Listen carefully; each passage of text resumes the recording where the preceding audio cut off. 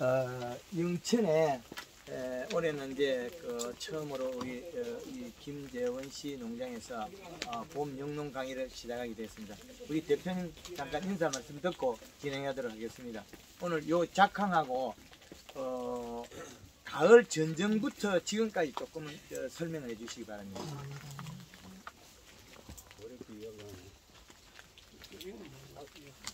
안녕하세요. 반갑습니다.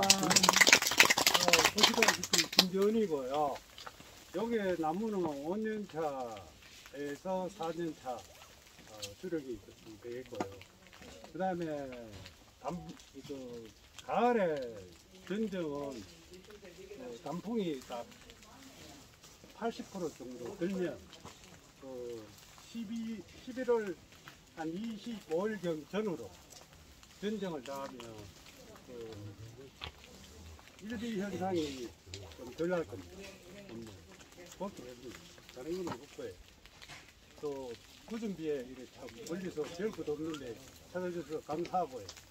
오늘 또 좋은 대표님 오셨으니까 좋은 강의 시간 되시기 바랍니다. 감사합니다. 지금 여기에 눈이 나고 있는데 봄에 이게 비로 준 거 있습니까? 봄에 비를 준 건 없습니다. 예. 그 다음에 지금 여기 목면 시비는 목련 세비는 3회 정도 됐습니다. 예, 목면 시비 3회 정도야. 예, 전년도에 부족한 부분은 없었습니까? 올해 말고 전년도에. 전년도에는 질소기운이 약간 부족해서 그 당시 딸 때에 질소기운이 약간 넣었습니다. 예. 그리고 봄에 그 착과량은 어땠습니까? 착과량은 평작 정도 됐습니다. 굉장히 한 등굴에 2송이 이상 달았습니까? 작년에는 그 정도까지는 못 달았어요. 조금 적게 달았습니다. 예. 그럼 송이 형성은요? 형성도 작년 어떻습니까? 요거까지 왜 물어보냐면 원인을 찾기 위해서. 뭐 때문에 그랬습니까? 원인은 송이 형성이 잘못되고 착과량이 줄었던 원인. 첫째는 미생물을 넣었고요. 그 다음에 두 번째는 냉해 약간 이렇게. 제가 조기 맹물 수입을 작년에 좀 일찍이 했기 때문에 그 영향이 아마 좀 있습니다. 저는 그렇게 판단합니다. 예. 그러면 맹물 시비 초기에 우리가 봄순이 일찍 나와가지고 냉해가 왔을 때는 줄었다가 다시 차고 나가는데 그때 하고는 수정하고는 무관하거든요. 제가 보기에는 여러 가지 종합적인 영향이 있다고 봐요. 예, 그러면 그 다음 문제부터 작년에 우리가 미생물은 자가 제조했습니까? 아니면 농촌 기술센터에서 기술센터 가져왔어요? 예. 몇 번 들어갔습니까? 5번. 5번이요. 예. 예. 그러면 미생물 5번 영향이 좀 있다는 거 하고 처음부터 한번 풀어보겠습니다. 우리 대표님 자리도 제공해 주셔서 감사하게 인사드리겠습니다. 예. 전년도를 알고 올해를 푸는 게 제일 좋습니다. 전년도를 알고. 전년도를 안다는 것은 이 농장의 현황입니다. 그 전해는 아주 다수확을 했는데 작년에는 우리가 잘못됐다는 것을 그 전에 저는 자주 와서 봤기 때문에 그걸 끄집어내서 이제 우리는 파헤쳐 보자는 거죠. 여기 와서 지금 뒤로 우리가 덩굴을 보면 덩굴이 몇 가닥입니까? 원주지가 두 가닥이죠. 우리 지금 일반 재배 농가들은 덩굴 한 가닥 쓰죠. 한 가닥과 두 가닥 차이는 뭐이겠습니까? 예. 조합장님 요 인사 좀 하고요. 예. 하고 나서 알겠습니다. 예, 그러겠습니다. 조합장님. 예. 잠깐 오겠습니다. 안녕하세요. 우리 조합장님 한번 모시겠습니다. 너무 젊으시가지고 얼굴이 너무 젊으시가지고 안 나가겠습니까? 예, 우리 조합장님 참 인사 말씀 한번 듣고 우리 농가들 격려도 해줄 모양인데 같이 한번 인사 말씀 듣고 진행하겠습니다. 인사 좀 올리겠습니다. 예, 고객농협조합장 이상혁입니다. 예, 오늘 이렇게 한 것도 농가에서 교육이 있다고 해서 제가 이렇게 찾아뵀습니다. 저희 그 고객농협에서도 이런 교육이 많지만은요, 또 이렇게 특별한 교육이 있다기에 제가 어떻게 하시는가 싶어서 또 오늘 이런 자리에 찾아뵙고요. 저희 농협도 그렇고 요즘은 농촌 그리고 농업이 이제 엄청난 발전을 많이 하고 발달을 많이 하기 때문에 이제 진짜 교육의 필요성을 확실하게 많이 느낄 수가 있습니다. 아무쪼록 우리 농협에서도 많은 지원이 될 수 있도록 열심히 힘 한번 써볼 테니까요. 여기 계신 농가분들께서도 좀 농협을 많이 좀 이용해 주시고요. 앞으로 또 우리 고객 농협도 좀 많이 좀 이용해 주시면 감사하다는 말씀을 드리고 오늘 교육이 잘 되시길 바라겠습니다. 고맙습니다.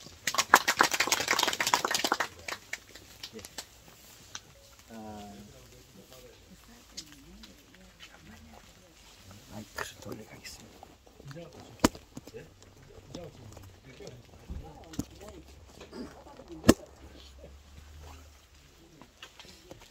네, 우리 지역의 조합장님 모셔가지고 이렇게 앞에 우리 농업에 현장 농업에 이렇게 관심을 가져주신 데 대해서 감사드리고 오늘 우리가 이 그 시발점을 해서 전년도에서 이끌어온 걸 문제점을 풀어서 샤인머스켓은 뭐하고 바꿔야 됩니까? 돈하고 바꿔야 됩니다.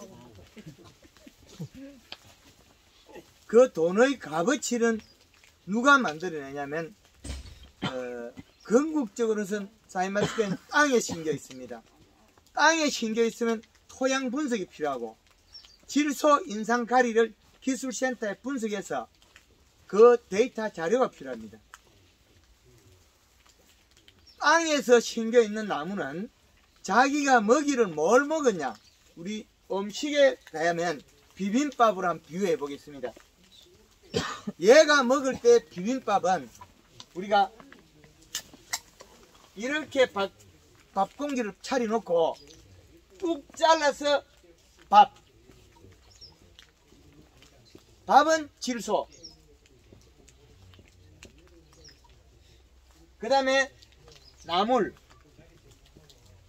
나물은 인산, 가리, 칼슘, 마그네슘. 기술센터의 분석 여기입니다. 그 다음에 이 쬐끄마한 거 양념. 양념 이거 거래 신경 쓰지 말라고요. 여태까지 우리가 흘러온 역사가 뭐겠습니까? 맨날 칼슘과 떠들어 샀다가 마그네슘 떠들어 샀다가 이제 어디가 있습니까? 붕소에 가 있습니다. 그 거래가 중요합니다. 식물이란 게 토양에 자랐을 때 밥이 제일 좋아야 질소 뭡니까? 우리가 제일 쉬운 게 요소죠. 요소만 잘 맞추면 양념으로서 농사 잘 됩니다.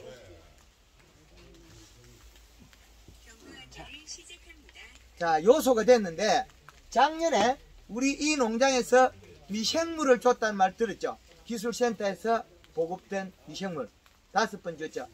5번 줘가지고 어느 놈을 먹어 치웠느냐? 밥을 없애버렸어요. 요 놈이 밥을 지 혼자서 다 먹어버렸어요. 그 다음에 요딴 놈은 나물하고 양념은 잘금잘금 씹어서 잘 분석시켜서 잘 먹게 만들어버렸어요. 야는 밥을 먹어 없애버리고 얘들은 다 먹어버리고 먹었어요. 요 놈이 없어지고 요것만 결국에 남아있겠죠. 에너지원으로 질소를 써버렸어요. 그러면 인산가리, 칼슘, 마그네슘 요 놈을 좋은 놈이라고 바짝 먹고 잎이 오그러지고 바이러스 장애를 일으킨 겁니다. 그래서 그 장애는 작년도에 이 농장에서 일으킨 장애 주범은 미생물.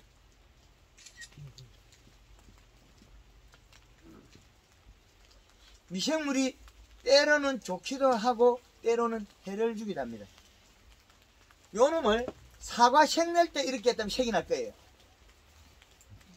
질소를 먹여가지고 가리를 바짝 먹으면 줄어들거든요. 사과 생낼 때 쪼아야 될 때가 있습니다. 봄에다가 이걸 해가지고 반대로 만들어보면 장에 경제적 손실이 엄청나게 일어납니다. 작년에 여기에 액구수 한 3배는 나가거든요. 똑같은 일을 하고 액구수 3개 날아가면 얼마나 기분 나쁘겠습니까? 이 정보에서 우리는 못 미친 거죠. 기술력. 그래서 분명히 조화라고 좋은 미생물이 요놈이 와가지고 밥을 다 먹고 남겨놓은 건 뭐 있습니까? 짧은 나물만 가득 남겨놓은 거예요. 포도는 봄에 열심히 일해보겠다고 연면시비 목면시비 하니까 바짝 집어 당겼어요. 가져오고 보니까 이파리에서 다 죽어버렸죠. 그래서 포도 덩굴이 나가다가 여기에 송이 맺혀가 나가다가 이놈들이 전부 다 양념이 나물이 가해서 다 파괴돼 버린 겁니다. 누가? 미생물이거든요. 질소라는 거는 완전한 영양소인데 요 소에는 암모니아트 질소고 질 상태로 바뀐 질소군 암모니아트는 요놈들은 잘 먹이처럼 쓴 거죠. 요놈들이 먹고 에너지 써버리고 얘를 없애버리죠. 쌍들이죠. 그래서 일어난 일이 전년도에 화진 꽃이 캠벨 화진이 일어나는 거 거의 대다수는 가리 가다에서 질소 부족에서 일어나는 거라고 보면 되겠습니다. 이제 우리가 우리의 농사의 기본이 얼마나 중요하다는 걸 이해되죠. 요소가. 그래서 지금에서 우리가 현실을 보면 전년도 거 이제 두고 올해 대표님 우리 그 여기에 그 질소 인상 가리비가 적정량입니까? 과다되어 있습니까? 지금 적정 수준입니다. 정확한 위치가 맞아요. 기준치 인산 가리가 인산이 200에서 300이면 200, 300 들어갑니까? 예, 그럼 기준치에 다 들어갔다 그죠? 그럼 우리가 제일 정확하게 이거는 퇴비가 거래, 토양이 거래 급격히 변화가 안 일어나요. 변화가 일어나는 건 요 질소밖에 변화가 잘 안 일어납니다. 마늘을 심고 완화성 코팅 비료를 100평에 복합 비료 합해서 6개를 여가 심고 100평당 모내기를 하고 겨울에 흙을 떠가 조사를 하고 올해 6개 연 비료하고 2개를 조사를 하면 2개가 같이 나옵니다. 모내기를 해가 농사를 지어도 남아있는 게 인산가리, 보토, 칼슘은 같은 양이 남아있습니다. 그래서 우리가 요 비료를 잘 못 맞추는 순간에 우리는 생산이 감소합니다.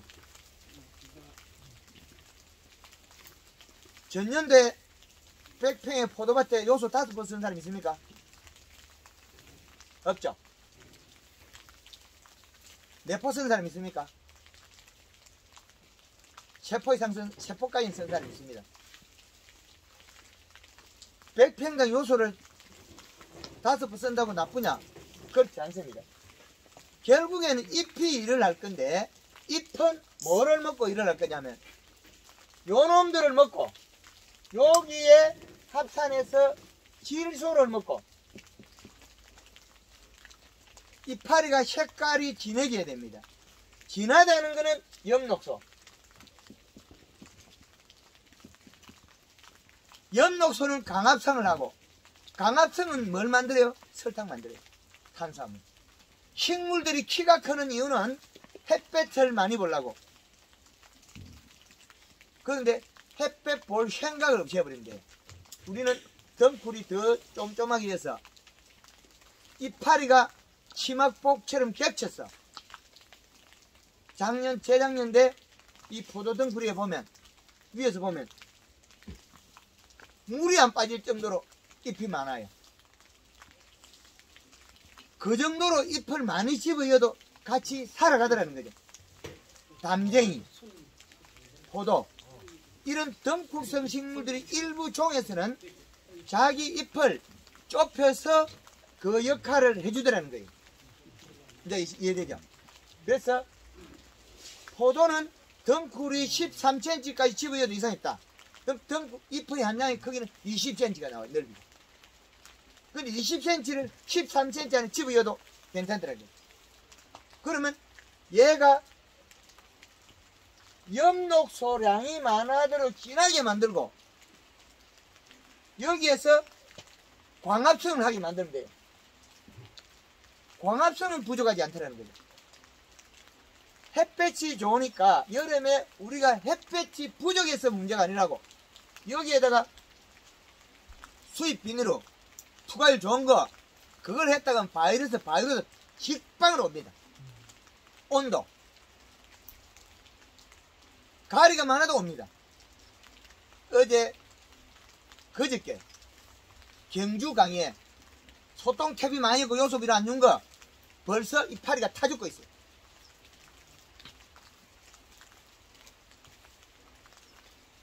질소는 나무를 주 매체로 해서 양념 쬐끔하고 해서 엽록소를 만들고 엽록소는 광합성을 하고 광합성은 탄수화물을 만든다. 탄수화물은 설탕은 물을 땡겨요. 수분. 이 수분이 돈이에요. 질소를 먹고 나물 요소를 먹고 인산가리 칼슘 마그네슘으로 소화를 시켰어. 광합성을 했어. 탄수화물을 만든다. 탄수화물 설탕물 농도만큼 함수량을 가질 수 있습니다. 요즘 영천에 지나다니다가 마늘이 시드는 거 있죠. 그거는 뭐가 없습니까? 물이 없어요. 그렇죠. 수분이 없어서 시들고 있다는 거죠. 수분은 왜 없느냐? 엽록소 앞으로 가면 되겠죠. 광합성도 못하고 광합성 못하면 질소가 없을 거고 이렇게 거꾸로 가면 돼요. 그러면 결국에는 제일 중요한 요소를 안 줘서 우리 지역의 생산량이 감소했다. 그래서 영천 지역의 토양 분석 결과 인산가리 많은 밭에다가 마을밭에다가 NK 뿌린 사람은 교도소 잡혀야 돼요. 생산량을 감소시켜요. 우리가 비료를 21-를 주는 것 같으면 17이 나와요. 이렇게 되면 이 비료는 가스가 빠지면 얘가 어떻게 되느냐? 얘가 3분의 1이 도망가요. 가스가 빠지는 순간에 얘가 14.7로 바뀌어요. 14.7에 17 비료가 21 복합 비료예요. 우리가 NK를 마을밭에 줬다. 포도밭에 NK 줬다. 그럼 교도소 잡혀가야 돼. 포도 생산량을 나쁘게 했으니까 국가에 죄를 진 거예요. 죄를 지면 안 됩니다. 자, 18-0-18을 줬다. 그러면 여기 가스가 빠지면 요소는 암모니아트 질소이기 때문에 30% 기하가 되어 날아가야 돼. 그러면 12.6이 돼요. 12.6에 18의 비를 줬다. 그러면 요소 있는 거 쨍끔 먹고 나면 포도가 더위를 타고 마늘이 더위를 탑니다. 이 토양에 과한 비료들은 1년 내에 안 줘도 됩니다. 그래서 유튜브 방송을 보고 포도 봄순이 나기 전에 100평당 5kg씩 아니면 100평당 많게는 7kg씩 한 2번, 2-3번 줘서 토양에 100평당 요소를 10kg에서 20kg까지 주는 게 최고 좋다. 그러면 봄순이 나올 때 청색으로, 진한 청색으로 나온다는 거죠. 청색이 안 나오고 노래지고 빨개지면 이거는 문제가 되는 거거든요. 가리가 많으면 잎이 빨간색으로 나와요. 잎이 나쁘다는 거겠죠. 그래서 우리는 비료를 요소를 많이 먹어야 됩니다. 그 요소를 안 먹이면 그 보충분을 하려 그러면 경제적 손실이 나야 돼요. 그래서 농가들이 포도 농사를 잘못 지으면 죄인입니다. 1차 산업에서 농사를 해서 잘해가지고 내와 획득이 돈을 벌어와야 되지. 돈을 안 벌고 농사 진딱 짓고 있다 하면 그거는 국가적인 해를 주는 사람입니다. 그래서 앞으로 우리 농사를 잘못 지어가지고 품질이 나쁘면 잘못하면 교도소 잡혀갑니다. 그래서 어쩌든지 잎이 파래야 된다. 파라고 찐해야 된다. 두꺼워야 된다. 요것밖에 답이 없어요. 잎이 파랗고 두꺼우면 뭡니까? 많이 있는 게 수분도 많이 있고 탄수화물도 많이 있고, 그러면 포도가 크는 과정에서 에너지 전달은 어느 걸 하냐? 요 탄수화물밖에 없어요. 바꾸 쓰고. 얘는 탄수화물 어디든지 전달하고 바꾸 쓰고. 그러니까 요 놈이 탄수화물이 있으면 가뭄을 안 타요. 함수량이 늘리고. 근데 탄수화물이 작으면 탄수화물 양만큼 밖에 물을 먹을 수가 없어요. 여름에 잔디가 낮에 말라가 노랗게 비틀어진 놈이 새벽 되면 이슬을 맺어요. 왜 이슬을 맺냐면, 이슬을 안 맺으려면 물을 먹으려고 하면 탄수화물을 가져야만이 물을 먹는 거예요. 질소를 안 먹었기 때문에 광합성 산물을 탄수화물이 생산을 못했기 때문에 물을 가질 수 있어 뱉어야 돼. 그렇기 때문에 식물은 잎에 이슬을 맺는 것은 주 원인은 잎 속에 있는 영양의 농도를 맞추고 있는 겁니다. 뿌리에서 가져왔다 해서 그걸 먹고 내리면 뿌리가 죽어버려요. 왜 그러냐면, 여기에 포도나무가 뿌리에서 요놈이 세근이 일어날 때는 내가 당도가 높아야만 넘어 그 가져올 수 있어요. 내가 싱거우면 이쪽에 바깥이 얘가 크다. 그럼 내끼리 돌이 나가버려. 내가 크다. 그럼 여기 와요. 물이 이쪽으로. 물의 방향이 바뀌어버려. 그럼 안 죽으려면 어떻게 됩니까? 이파리가 말라 죽든지 말았든지 내가 안 죽어야 되거든요. 나무가. 안 죽으려면 무조건 농도를 요거 똑같이 맞춰놨어요. 그러면 작든 말았든 요 농도는 맞춰놔야 돼. 뿌리 끝에 있는 농도는 나무가 잘 자랐느냐 작게 자랐느냐 요 농도가 같아야 돼. 그 다음에는 먹을 게 있고 없고 차이. 이 농도가 달라지는 순간에 문제가 일어나요. 그러면 이 농도는 뭐냐? 이파리 보면 나오거든요. 요 기준을 가지고 한번 우리가 설명을 해보겠습니다. 그래서 우리는 질소비의 중요성에 대해서 아마 많이 가지 요소의 중요성.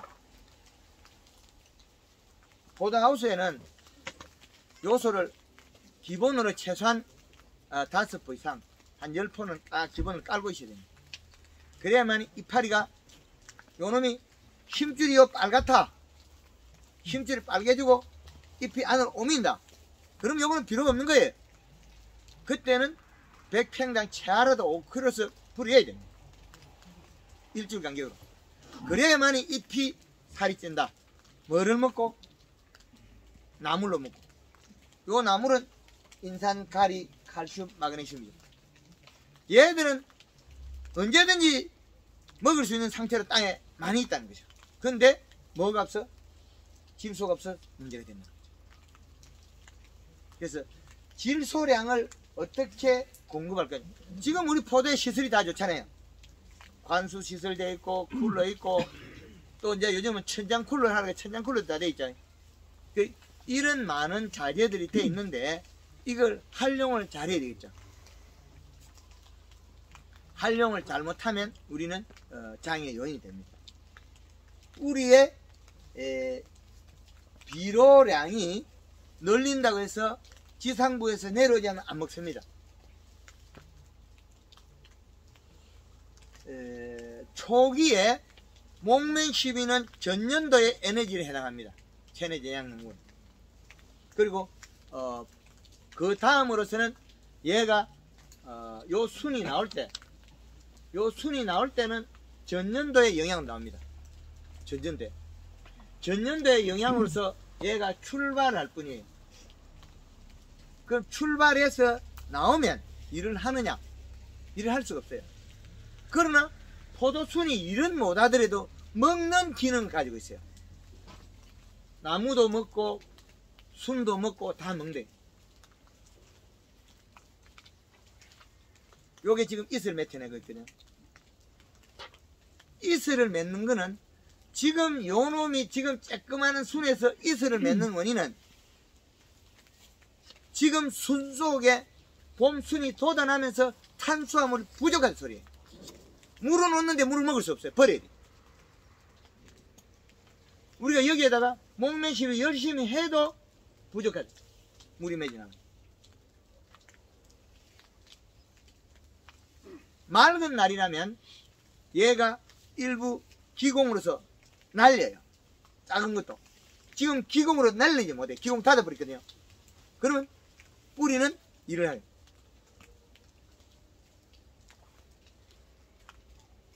광합성을 할 때는 대사작용, 먹는다. 기공으로 수분을 날리고 비료를 가져오는데 흐린 날에는 기공을 닫아버리고 성장밖에 못해요.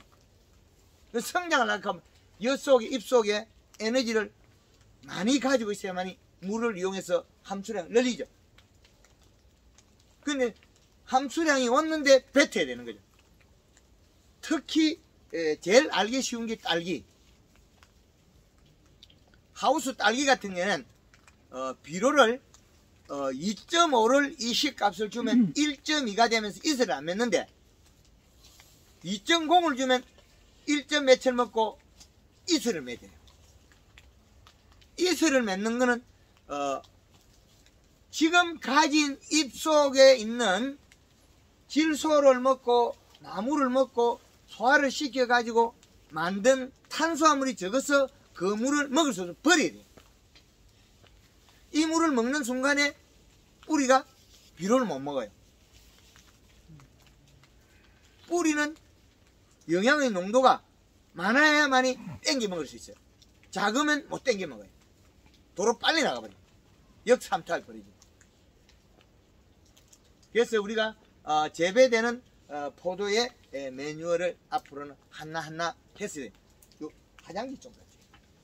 예. 그래서 우리가 얘가 먹는 양의 비료값을 찾아내야 돼요. 비료량.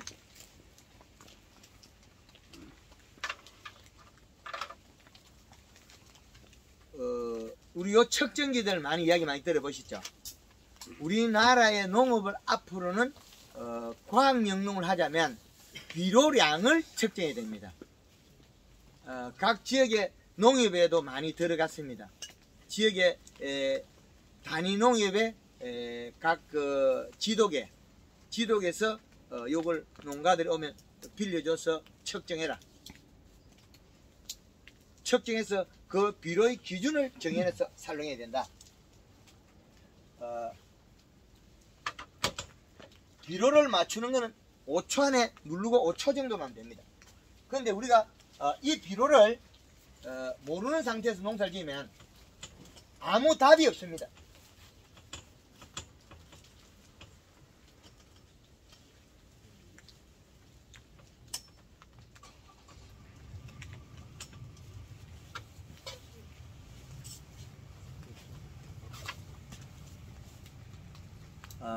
지금 그림을 그리는 걸 사진을 찍어놔도 좋습니다. 이게 칠판이 나가고 사진 찍으라고 시간을 줄 때는 그때 찍으면 되고요.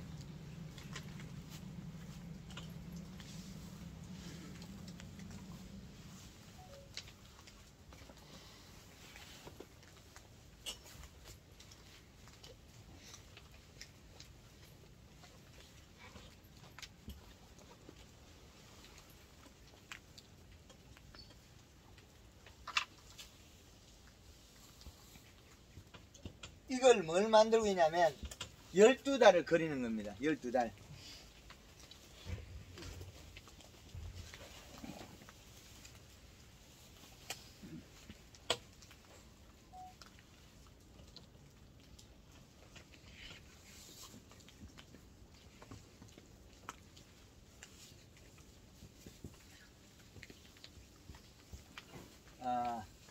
이 여기에서 우리가 계절을 표시하면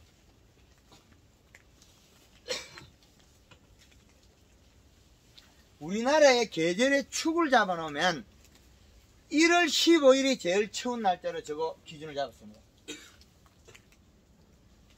7월 15일이 제일 더웁니다. 그 다음에 10월 15일이 가을, 4월 15일이 봄의 중심입니다. 그리고 각 계절은 계절의 중심으로서 전후한 달. 12월 15일부터 우리는 2월 15일까지 겨울, 3월 15일부터 5월 15일까지, 6월 15일부터 여름에 8월 15일까지,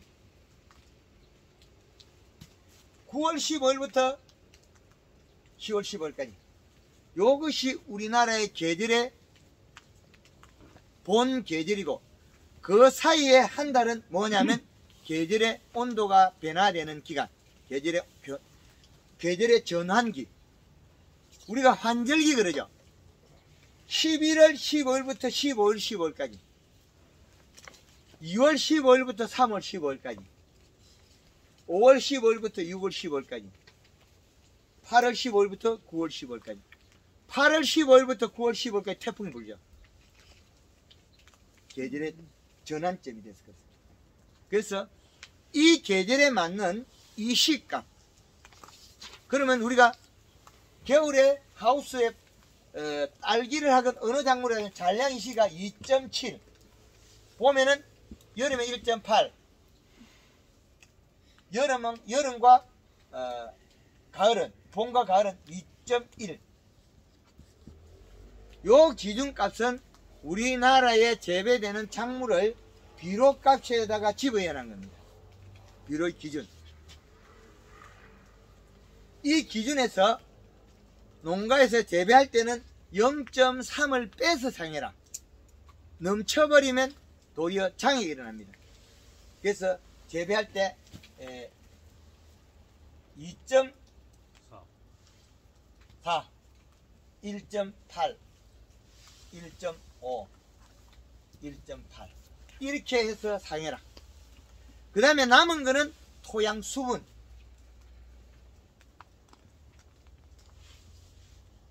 (35에서 45%만) 맞추면 맞아집니다. 그럼 우리는 봄에서 가을까지 재배하기 때문에 가을에는 많이 성장을 시키면 안 됩니다. 마늘은 많이 가을에 먹어야 되지만은 마늘이 아니고 우리는 가을에 농사가 설금설금 멈춰야 돼. 그러면 질소량을 늘리서는 안 돼요. 더 성장을 해보면 열매가 더 크는 거지 거기에 영양이 농축되는 건 아니라는 거죠. 그래서 우리가 가을에는 성장을 너무 많이 시켜서는 안 된다. 수확기대에서 요 기준표를 응용해서 상해라. 계절의 이식값의 기본 모델을 뽑아낸 거죠. 우리나라의 작물 전역에 쓸 수 있는 기본 모델이죠, 이게.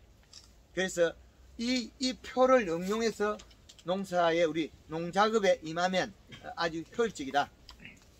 요거 괜찮죠? 예. 이 기준이 없으니까 우리 강의하거나 뭐 하면 뭐합니까?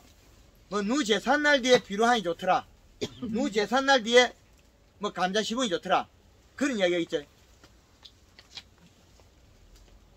이 기준표를 응용해서 비료가 한 포가 녹아서 나오는 양이 0.8이다. 이 시값은. 그렇게 계산하면 됩니다.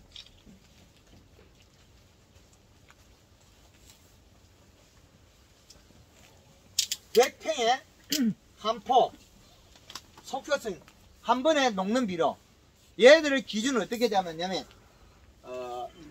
0.8의 이 C가 나오는 것 같더라. 이거는 전라도 영암에 고구마 심는 데 가서 찾아온 겁니다. 고구마를 몇 년 재배하고 나면 땅이 풀씨도 많고 고구마의 마사가 쪼개지고 흙이 많이 달라붙고 이러면 땅을 싹 긁어가지고 묻어버리고 새 땅을 파가 딱 피가지고 농사 짓게 돼. 그러면 그 땅에는 이시 측정 제로가 나옵니다. 그런데 그 땅에서 데이터 나온 걸 제가 찾아온 겁니다.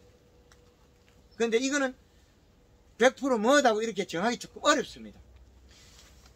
벼농사를 지어도 나락농사 짓고 나도 이시가 0.5 정도를 유지하고 있기 때문에. 근데 이시 0.5가 질소가 들어가서 0.5는 아주 잘 자라요. 인산가리, 칼슘, 마그네슘이 0.5 나오고 있으면 이거는 잘 안 자라요. 먹을 게 없어서 그렇다. 그래서 기본값이 여기에서 이 속에서 기본이 우리가 나물에 해당하는 놈이 얼마나 비중을 차지하고 있는 그 차이거든요. 그래서 기본적으로 우리는 질소를 주지 않으면 농사는 우리가 작물이 잎의 색이 안 나온다. 색깔이 안 나온다. 그래서 색깔은 부드러운 색이 나오는데 딱딱한 색은 인산입니다. 딱딱하다고 해서 우리 잘 되는 건 절대 아닙니다. 마그네슘 약간 노란빛이 나오고, 그 가리는 노란 게 나오고, 칼슘은 딱딱하고,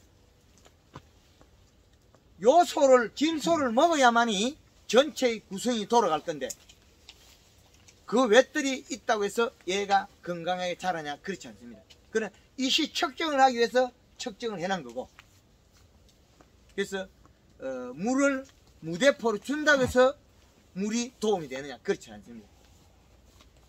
꼭 잎이 두꺼울 때, 강압 샜을 때만이 기본이 됩니다. 우리가 고추 재배를 하면, 고추가 키가 크면 비료가 많아서 그렇다. 그건 거짓말 뻥입니다. 고추가 키가 크면 비료가 작아서 키가 큰다. 우리가 포도를 농사 짓는데 농작업을 해서 관리해서 키웠다. 그런데 마디가 늘으면 비료가 많아서 그렇다. 이거 뻥입니다. 비료가 작아서 마디가 늘어진 거지, 뭐 비료가 많으면 좁아져야죠. 클 이유가 없어요. 땀박땀박 잡아집니다. 비료가 작으면 햇빛 보려고 모가지를 늘어뜨리고 크는 거겠죠. 이렇게 비료를 적게 해주면 마디가 절간이 늘어집니다. 어제 아침에 제주도에서 전화 왔는데 샤인마스켓 순이 이제 한 뼘 정도 자랐어요. 한 뼘 넘게 자랐는데 통통한 애가 마디가 짤막짤막해요. 처음부터. 그 100평당 요소를 20kg 줘놨거든요. 20kg 주고 조금 약하다 싶은 데는 뭐 25kg 주고 20kg 줘놨고. 근데 우리 지금 여기 오신 분들 올해 요소 20kg 준 분 있어요? 100평에 20kg에 포도나무 죽었습니까? 아니요. 안 죽었죠? 잎이 얼마나 탑니까? 그거 한 40, 50, 한 지금 8잎까지 나왔어요. 색깔은? 밑에는 아주 진합니다. 위에는 약간 그렇고. 그런 다음에 아직까지 토양이 너무 가리가 많았어요. 예. 마디는 안 빠지는가요? 마디는 정상적으로 빠지고 있어요. 예. 뭐 적당히 좁아야. 예. 예.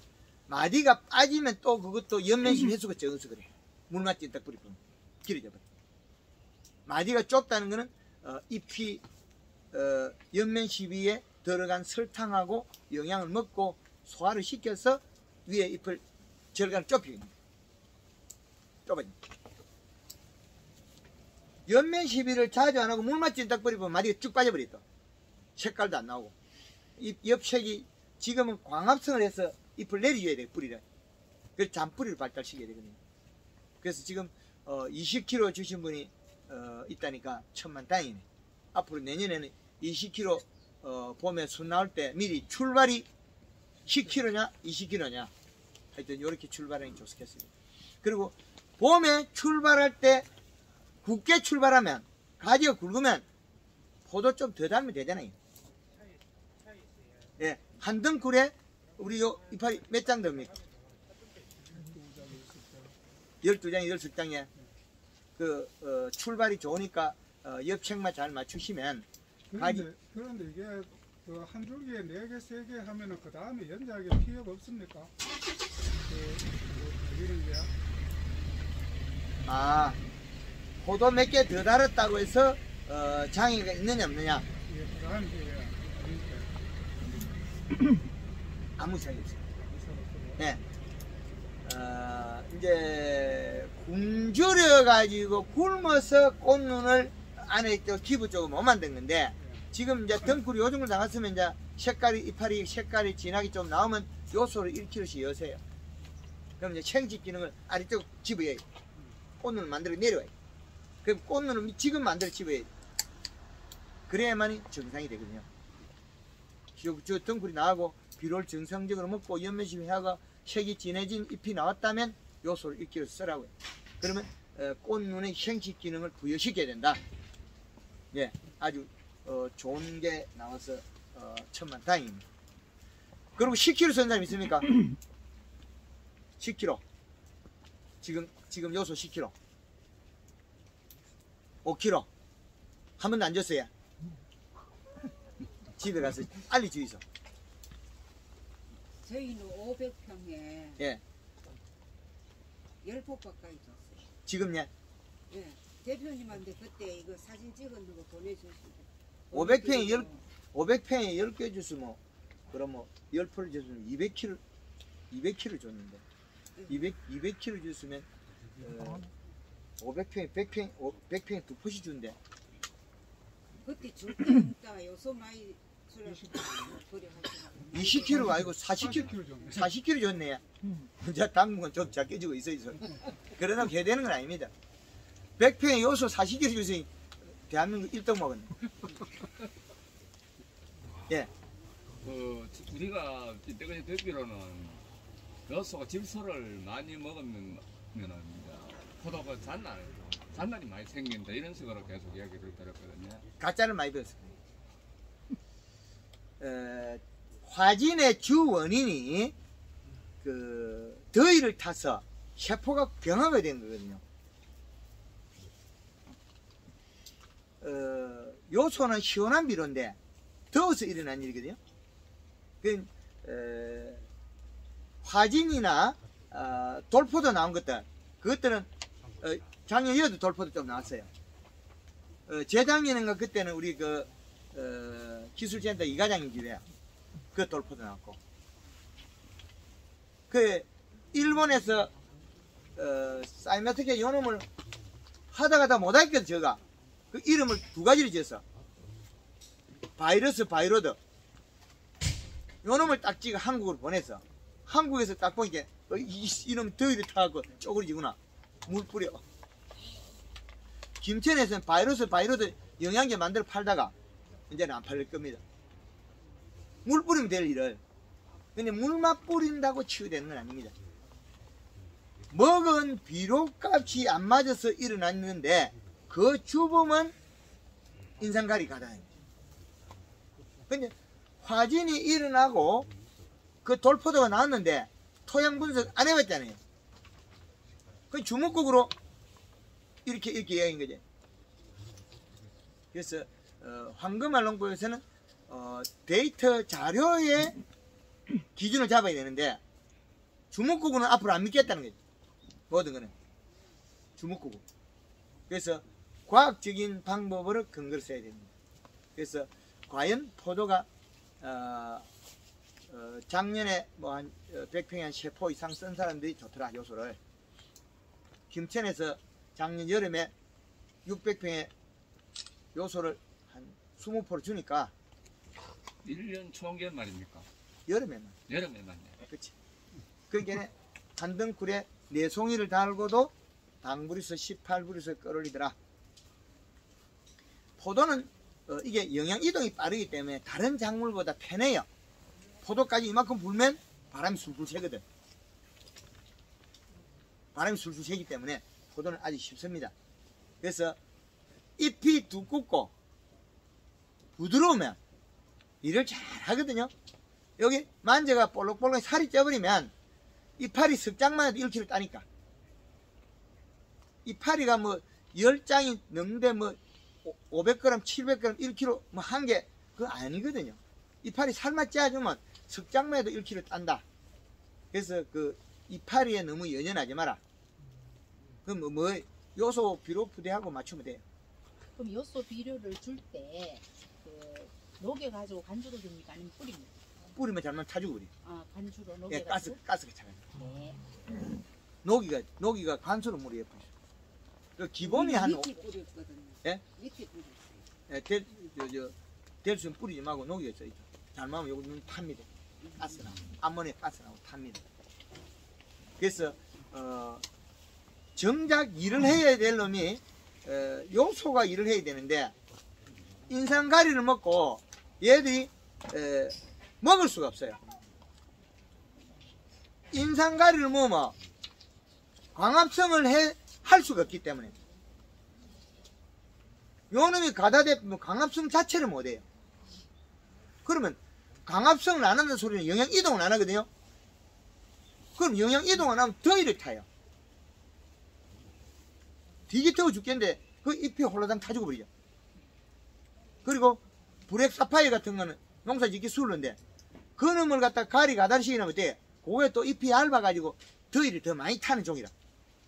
요소를 안 먹으니까 봄에는 잘 맺어가지고 더워갖고 가만히 있다가 그 다음에 이제 조금 시원해지 크면 어떻게 돼?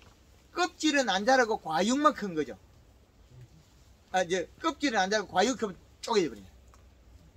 돌포도는 왜 됐느냐? 미리 쬐끄만 때 너무 가리 가다 대가 굳어버린 거예요. 세포가 돌띠처럼 단단해진 거죠. 많이 단단해진 거는 우리 캠벨을 보면 안에 새파랗게 그냥 있죠. 새파랗게 더 이상 세포가 안 움직여요. 그게 우리가 MB도 그렇게 많이 나오던데. 그렇죠. 예, 우리가 가리 가다를 시켜서 그래요.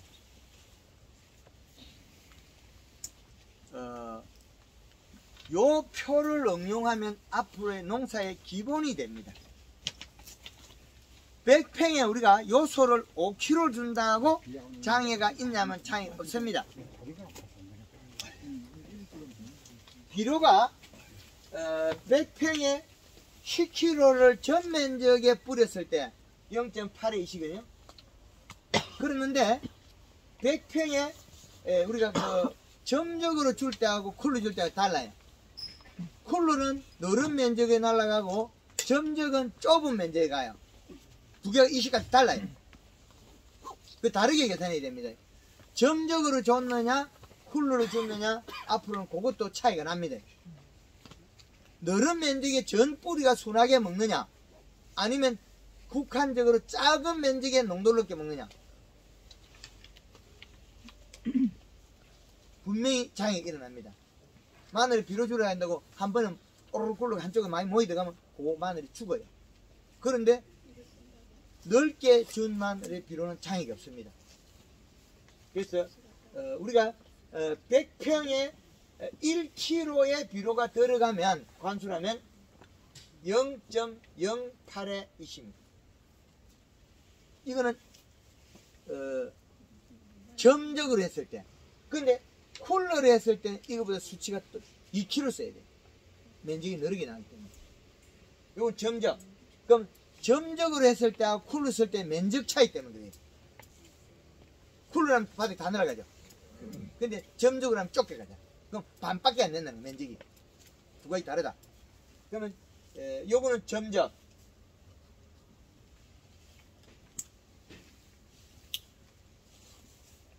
쿨러를 했을 때는 2kg가 0.08의 이시다. 이렇게 되겠네요. 그러면 100평에 10kg 비료를 전면적으로 다 준다고 해서 우리가 이 시값이 얼마 되느냐? 0.8밖에 안 되기 때문에 작물에 장애가 있는 수준이 아니에요. 쿨러를 돌렸을 때는 100평에 10kg 이상이 없습니다. 그럼 10kg 이상 20kg 같은 주지 말아 그러거든요. 몇 번을 줘가지고 20kg 올라간 거와 한 번에 간 거는 분명히 차이가 있습니다. 뿌리의 장애라든지 암모니아 가스라든지 그런 장애가 있습니다. 그리고 알비로 뿌려가지고 녹아도 또 장애가 발생할 수 있고 알비로 뿌려가지고 물이 맞으면 장애가 일어납니다. 알비로 뿌려가지고 그죠? 그래서 우리가 이 비료는 아주 중요하기 때문에 활용을 잘 하셔야 됩니다.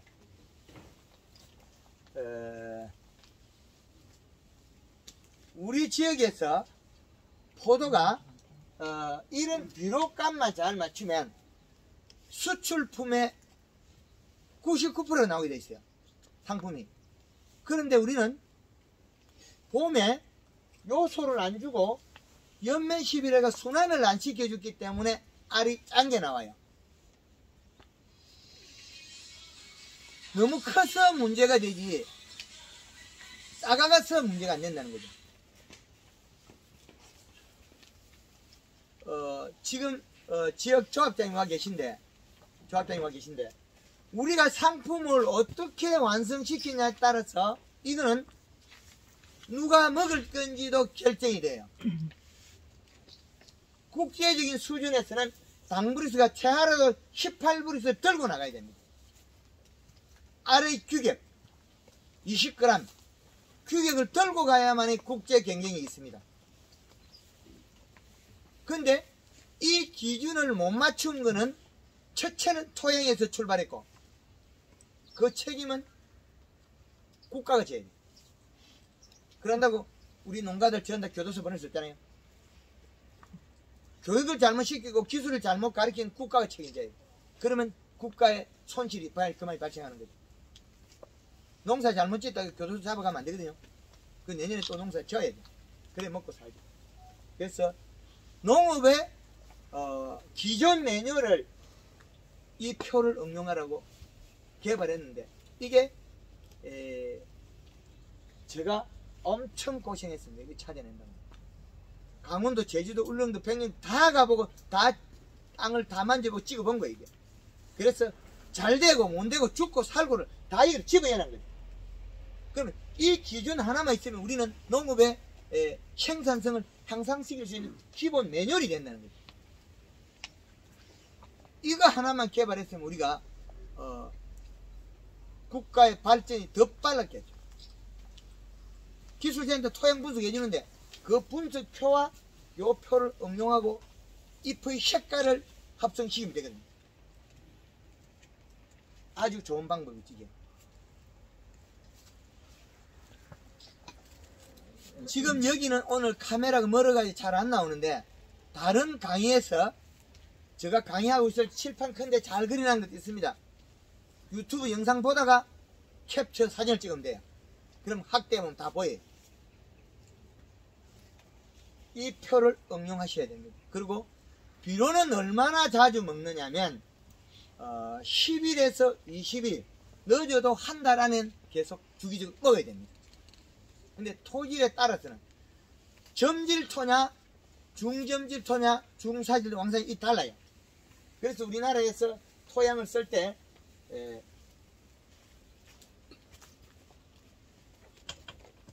토성 점질토 중점질토 중사질토 왕사질토 이 네 가지 등급으로 나눠놨어요. 이 말은 우리 농가에서 농업 농가에서 비료를 구성할 때 여기에 따라 달라지더라는 거죠. 생산량이. 그래서 점질토, 중점질토, 중사질토, 왕사질토 이걸 가지고 합산을 하니까 어떻게 되냐. 사과의 성목에 점질토는 100평당 1년에 2포에서 3포만 넣어도 농사가 잘 돼요. 그 중점질토는 4포에서 5포를 먹어야 돼요. 중사질토는 6배 이상 먹어야 돼요. 왕사질토는 7배 이상 먹어야 돼요. 100평에 비료 먹고 용탈되는 것 때문에 일어나는 경향이 그래요. 그리고 해마다 나무의 피부에 겨울 동해라든지 다른 조건에서 또 조금 바뀌어요. 더운 해는 시원한 비료를 많이 먹어야 되고 비가 많이 오면 따뜻한 비료를 많이 먹어야 되고 이 차이가 또 나와요.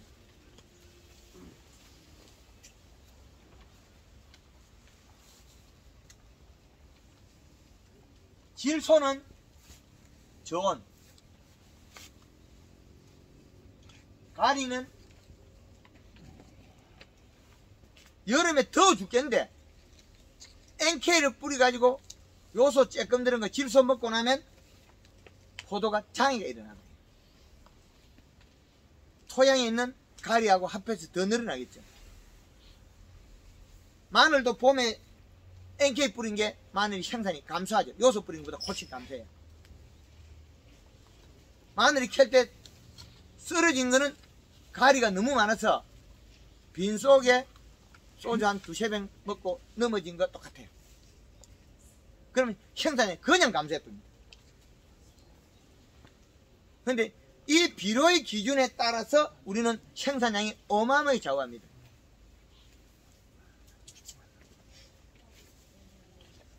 근데 이 비료가 샤인마스켓은 이렇게 좋은 역할을 합니다.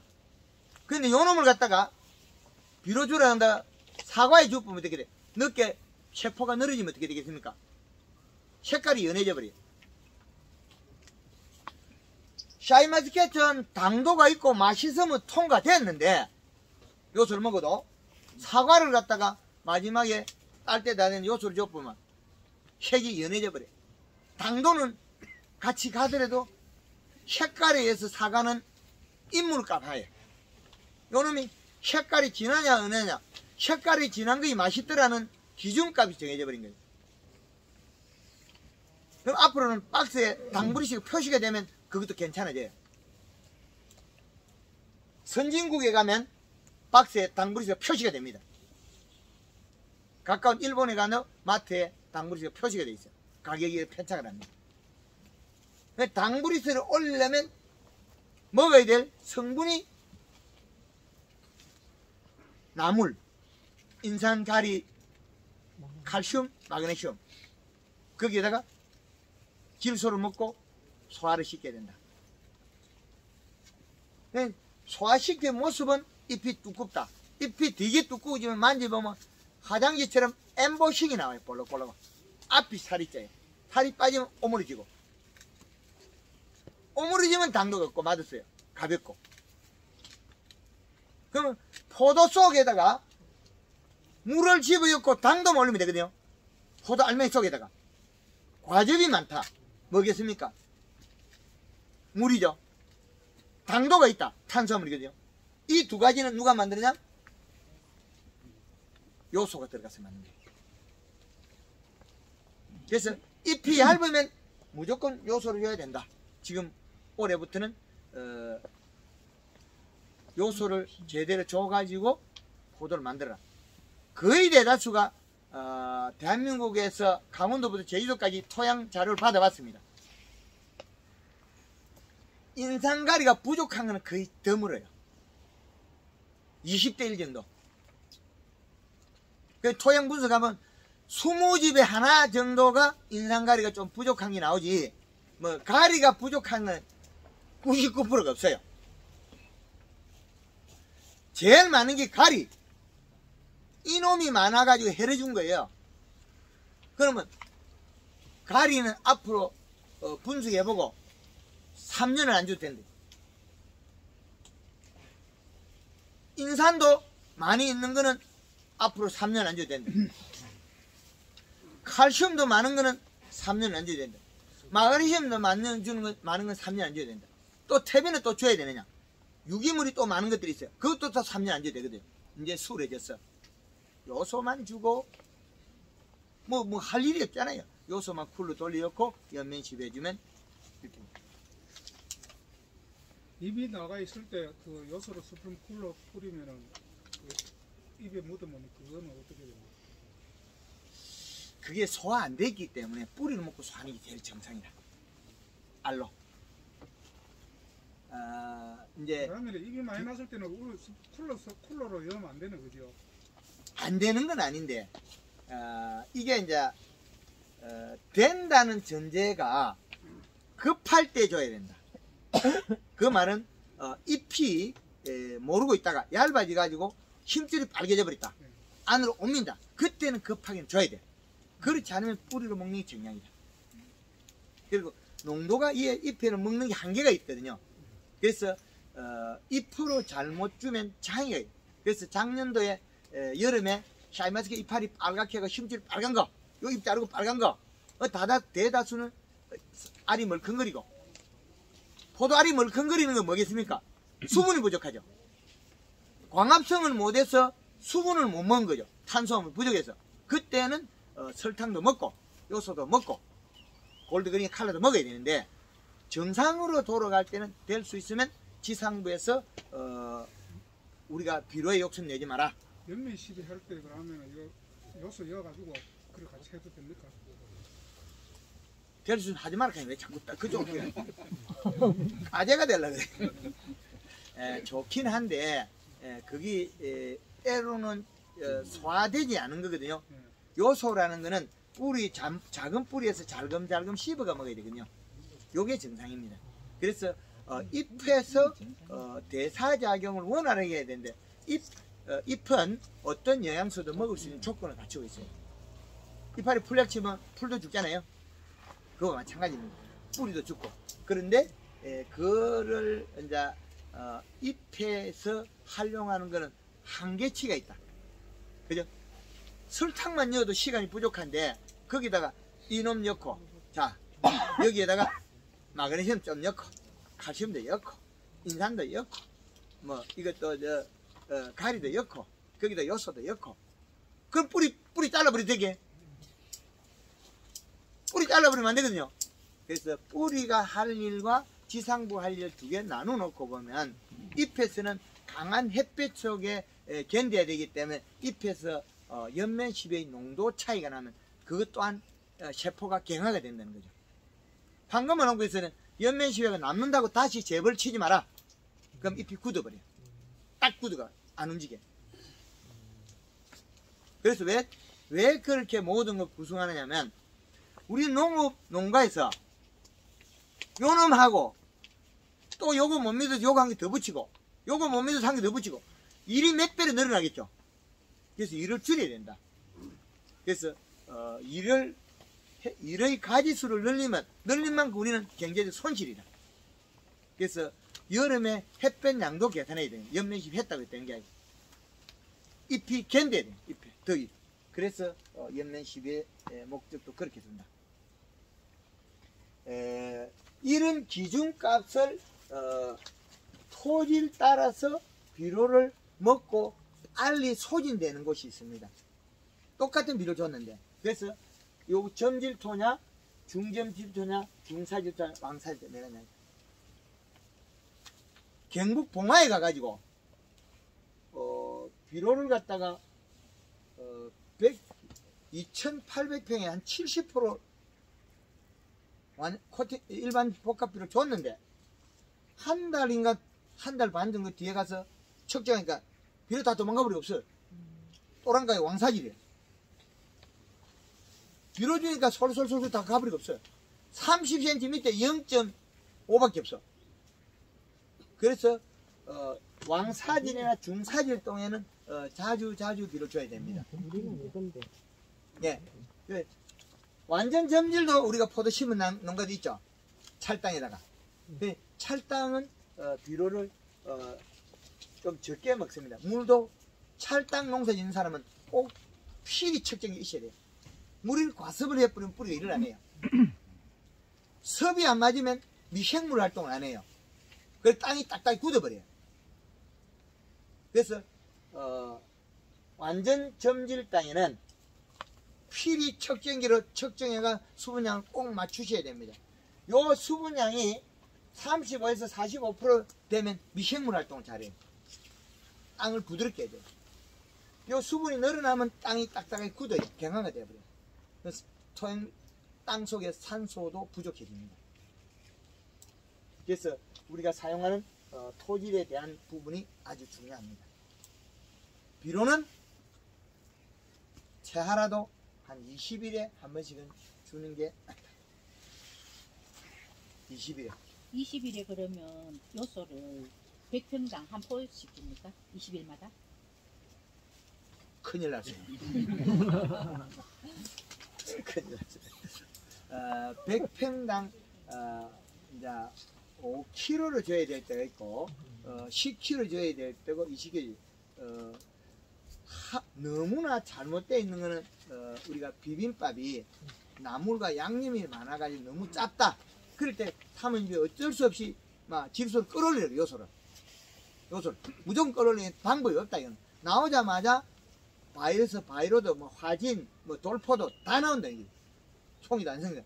어쩔 수 없이 요소를 따뜻 흘려야 돼. 근데 기본적인 농가들은 100평에 한 포를 안 먹어도 돼요. 100평에 반포에서 한 0.7포 정도, 반포 능계 정도만 이제 봄에는 많이 안 먹습니다. 봄에는 순이 나갈 때 거리 많이 안 먹어요. 그런데 이제 잎이 왕성해지가 많이 먹을 때는 한 달에 한 포도 먹습니다. 근데 한 달에 한 포 먹는다고 잎이 우꾸고 살이 쪄 있는데 계속 더 먹을 필요는 없다. 만져보면 되고 잎은 살이 찌면 색이 진해지고 부드럽습니다. 그 광합성을 해서 탄수화물 설탕물을 만들었기 때문에 물을 먹을 수 있는데, 측정해가지고 이 씨값이 높다고 해서 가리를 먹고 높아지는 걸 우리 탱탱이 야물어요.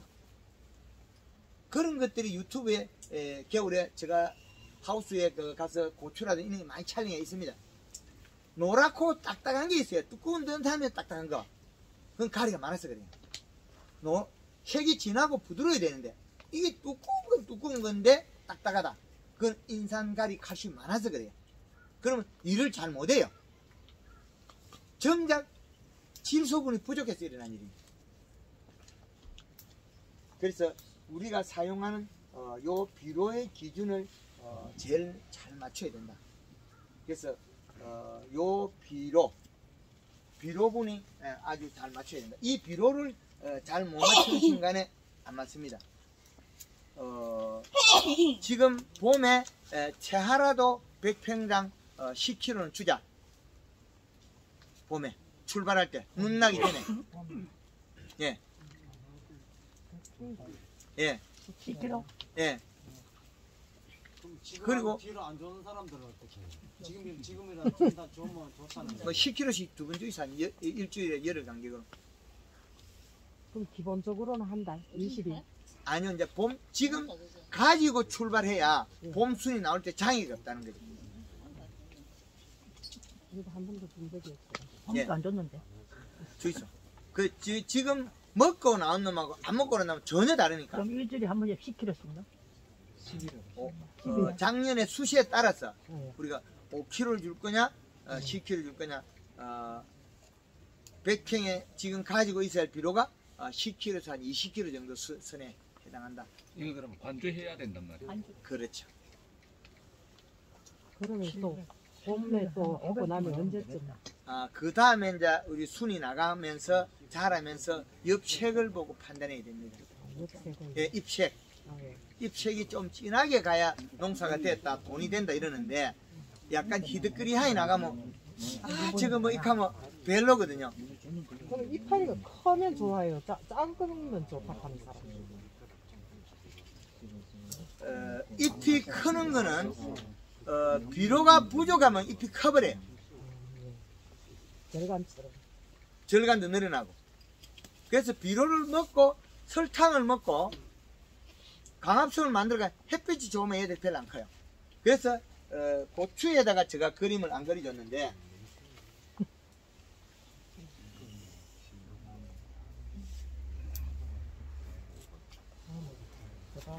이 그림이 뭐냐면 여기에서 식물이 성장을 하고 요 방향으로, 그 다음에 요거는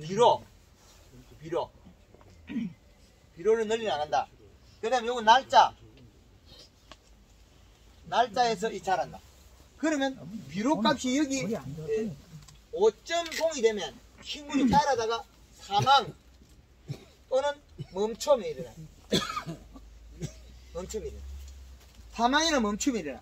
그러면 요 그래프를 자세히 보면 키가 요거마트 할 때,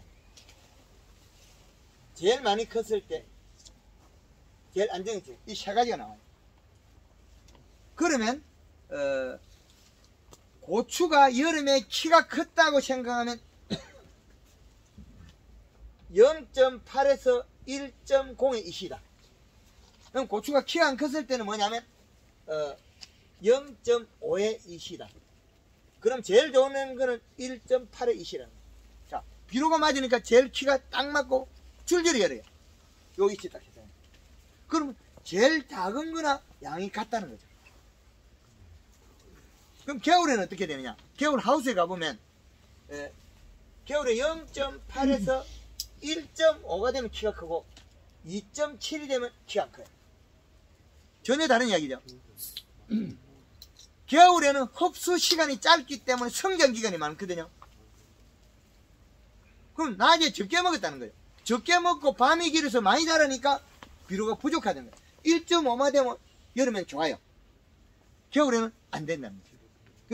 요거는 겨울이고 요거는 여름이고. 그래서 네덜란드에서 양액 재배 기술을 배워와서 한국에서 파프리카를 농사지면 네덜란드에서 적게 나와요. 여기 이 시값을 못 맞춰서 그래요. 네덜란드에서 기술을 배우면 반쪽짜리도 안 돼요. 왜 안 되냐면 그거는 우리나라의 요 날씨밖에 안 되거든요.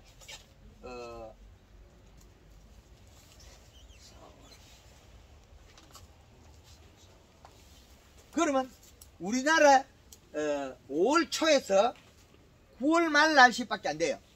그러면 훨씬 비료를 적게 먹어야 돼요. 그런데 요 기술을 배워가 우리나라에 재배를 하면 우리나라 안 맞아요. 프로그램이. 왜? 겨울에 우리는 일조량이 짧아서 비료를 더 많이 먹어야 되는 시점에 비료를 적게 주고 있으면 안 맞죠.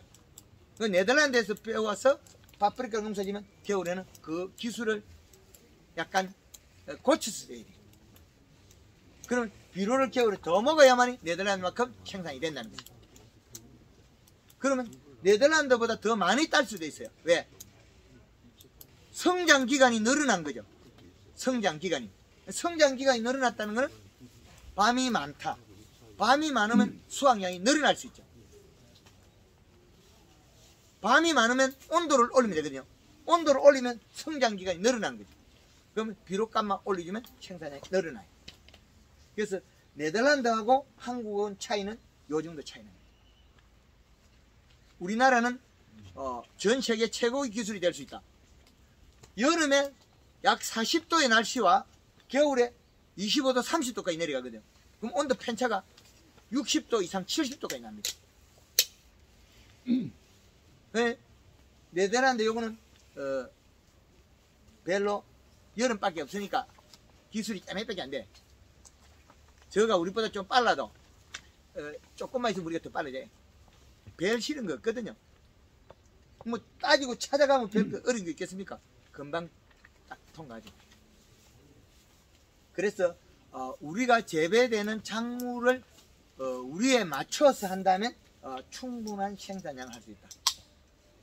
그래서 봄에 출발할 때부터 질소값을 요소를 줘서 비분을 올려서 출발해야 된다. 그래야만이 화진 현상, 수정, 바이러도 치유될 수 있죠. 그리고 미생물 될 수 있으면 주지 말고, 미생물, 그리고 미생물 주지 말고, 그리고 말통으로 될 수 있으면 간주하지 말고. 저도 말통을 팔아먹고 다니지만은 말통 될 수 있으면 간주하지 말아야 됩니다. 벨실이 뭐 그렇습니다. 그래서 저도 말통을 팔아먹지만 저희 것도 말통으로 간주하지 마이소. 비료보다 비쌉니다. 비료 한 포 얼마입니까? 말린 거죠. 그거는 말통으로 거는 건 젖은 거잖아요. 물이 탄 거죠. 그 가스레인지 말리 보세요. 그 숟가락 몇 숟가락 뜬 거 있죠. 남은 거 그거 돈 주고 산 거예요. 그래서 절대적으로 좋을 때도 있지만은 그 경제적 값어치를 좀 비쌀 때도 있습니다. 그 우리 영천에는 그래도 말통이 농가들 가보면 별로 안 보이는데 김천에는 가면 말통 많아요. 집집마다 가면 농협에서 뭐 보조를 줬다 해가지고 막 그 꽉 채워놓고 쓰거든요. 제가 가서 김천에서 말통 쓰지 말아요. 그럼 여섯 비료는 당도가 집집마다 한 20포 시켜놓고 쓰면 됩니다. 아니, 그게 아니라 언제쯤까지 둬야 돼요? 포도가 어느 정도 성장했을 때까지는 맛있을 때까지. 맛있을 때까지 계속 둬야 돼요. 당구리스가 최하 18불씩 나올 때까지 줘야 됩니다. 묘사를요? 그렇죠. 그게 정답입니다. 무조건 일주일 내지 열흘마다 맞습니까? 잎이 살이 찔 때까지. 잎이 살이 찔 때. 봄에 좀 많이 해가지고 연면십이 좀 열심히 해가 덩쿨을 굵다. 네. 그러면 한 덩쿨에 어깨송 이용해서 네 송이를 달아라. 아무 이상이 없다. 네 송이를 달아도 괜찮은데 뭘 쬐깨끔 따가지고 그러냐고. 올게보다 내년에 더 흐르면 못 잘라고. 올게 돈 벌어야지. 포도는 소비자들이 돈을 줄 때는 당브리스가 올게는 18브리스도 힘 못 써요. 저한테 18브리스 만들려고 하고 있고 쪼개 빨리 달라 그러고 이미 그 답이 나왔어. 그럼 또 멀리 있다. 앞으로 쏠려 있죠. 18브리스 목표로 하거든요. 18브리스 넘으면 18브리스 2브리스 올라가야 돼. 올게는 20브리스 정도 만들어야 포도 좀 만들었다. 올게 18브리스 만들면 허당이에요. 그럼 여기서 말지 마. 이게 올라갑니까? 아니보다 좀 낫지. 올라갈 수도 있고 안 올라갈 수 있습니다. 그러면 안 되는데요. 그 이제 요 놈을 먹고 소화시키죠 이게 되거든요. 연면십이 해가지고 그 소화를 못 시키면 달라지는 현상이 벌어져요. 그럼 연면십이 어떻게 합니까? 골드그니와 골드 칼라 그 연면십 해가지고 이 피 먹고 소화를 시키세요. 그런 설명해 주세요. 여기서 그냥 돌아가면 어떤 분하고 요사와 같이 혼합해갖고도 좀 되나요? 안 되는 건 아닙니다. 소비자가 좋아하는 거는 이 작물이 식물이 참외라든지 수박이라든지 호박이라든지 아나나라든지 사과라든지 벌레들이 껍질을 잘 안 먹죠. 껍질. 풋 것도 안 먹죠. 독성 때문에. 풋사과의 독성. 포도 풋거 우리 쌀막이 딱 잘라내면 뻘겋게 되죠. 벌그레이 되죠. 잘라내면. 그 독성이거든요. 곤충이나 동물이 못 먹게끔 독성이 있어요. 근데 이 독성을 빼줘야만이 소비자가 좋아합니다. 황금알 얹고 있는 사과는 잘라내면 뽀예요. 그건 독성을 빼낸 거죠. 풋사과의 독성. 그 어린애들이 사과를 깎다가 보면 한 개 깎으면 지가 들어가 버리는 경우가 있어요. 왜? 먹어보니까 맛을 알아버린 거예요. 근데 애들은 내가 먹어봐서 먹는 게 아니고 DNA상 그 육감이 있어요. 동물적인 감각. 나이 들면 이제 내가 좋더라는 생각이 많이 배겨가지고 그걸 먹게 되는데 그 동물적인 감각이 있을 때는 그 맛을 알아요. 저도 애기들이 안 먹는 놈이 있어요. 황금알 얹고 배추김치 담아놓으면 애들도 잘 먹고 사과를 깎아놔도 잘 먹고 포도를 줘도 잘 먹고 딸기를 줘도 잘 먹어요. 일반 거 줘도 애들 버려버려요. 안 먹어요. 한번 맛을 보고 나면 이 맛에 길들여지는 거예요. 그래서 우리가 재배 농가들이 우리 건 맛있어 가지고 단골 고객이 많다 이런 이야기 하죠. 단골이. 그래서 소비자들이 우리 포도의 맛에 품질에 길들여진 거예요. 그럼 다른 걸 먹어보면 그거보다 이게 편차가 내가 실패할까 싶어요. 사가지고 먹고 내가 손해갈까 싶어서 안 사먹는 거죠. 우리 걸 사먹고 그런 차이가 있다는 거죠. 그래서 그거는 황금알 농법 했을 때는 맛이 전혀 다르게 나옵니다. 소비자의 선호도가 월등히 달라집니다. 쌀도 그렇게 하고 모든 게 바뀝니다. 아까 왔던 우리 박재호 씨 같은 경우에는 쌀을 그렇게 농사져요. 벼. 그럼 이삭도 길어지고 벼가 아주 다수하게 돼요. 쌀도. 전국적으로 쌀을 황금알 농법 하는 농가들은 많아요. 이삭이 이렇게 길어요. 그리고 쌀 같은 경우는 매상포대 40kg짜리 200g을 찌도 쌀이기가 40kg가 안 나와요. 그 속에 우리 말통 속에 들어가 있는 영양소 때문에 그렇습니다. 그래서 봄 출발만 우리가 잘하면 여름에 다루긴 쉬워요. 우야든지 우짜든지 봄에 통통하게 색이 진하게 나와야만이 한 덩굴에 기본 2.5 송이를 딸 수 있다. 그러면 한 덩굴에 2kg 이상 수확할 수 있다는 거죠. 2kg 이상. 그러면 평균 지금 요 정도 가지들 있지 않습니까? 이런 것들, 요런 거는 한 덩굴에 3송 이상 기본이 4개는 붙여야 돼. 그럼 작년도 우리가 요 정도 굵기잖아요. 올해는 이 정도 굵게 됩니다. 힘이 좋아가지고. 그럼 올해는 여기 그 미생물도 안 묻잖아요. 그럼 올해 일 잘해요. 올해는 작년 가을에 또 요소 좀 묻거든요. 그럼 얘는 이제 올해 일 잘하게 돼 있어. 그러면 얼마 되냐? 올해 작년에 날아간 에쿠스 2대는 못 찾아도 한 대 반 정도는 에쿠스 찾아올 겁니다. 네. 엄청나게 일어나기. 그래서 우리가 이렇게 이제 작물을 기르는 기술이 상당히 중요합니다. 그리고 다른 집 농가보다 지금 우리가 덩굴이 2개지 않습니까? 그럼 우리가 원하는 양의 가지를 다 집어넣을 수 있잖아요. 덩굴의 개수.